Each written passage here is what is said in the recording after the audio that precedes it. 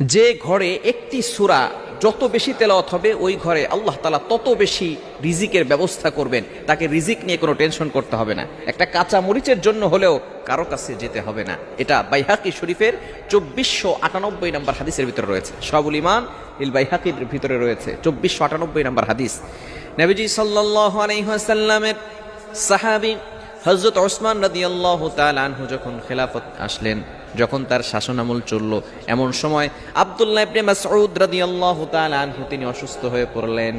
ওসমান রাদিয়াল্লাহু তাআলা আনহু তাকে দেখতে গেলেন। আমরা অনেক সময় মানুষ অসুস্থ হয়ে গেলে দেখতে যাই না। এটা হচ্ছে নবী সাল্লাল্লাহু আলাইহি সাল্লামের আদর্শ, সাহাবায়ে কেরামদের আদর্শ। যখনই কোনো মানুষ অসুস্থ হয়ে যেতেন, আপনার সহপাঠী, আপনার প্রতিবেশী অসুস্থ হয়ে গেলে আপনি তাকে দেখতে যান, তার জন্য কিছু হাদিয়া নিয়ে যান। সে হয়তো অসহায় অবস্থা আছে, চিকিৎসা করাতে পারছে না, আপনি তার কাছে যাবেন। এটাই হচ্ছে সবচেয়ে উত্তম পদ্ধতি এবং এটা হচ্ছে সুন্নাহ পদ্ধতি। ওসমান রাদিয়াল্লাহু তাআলা আনহু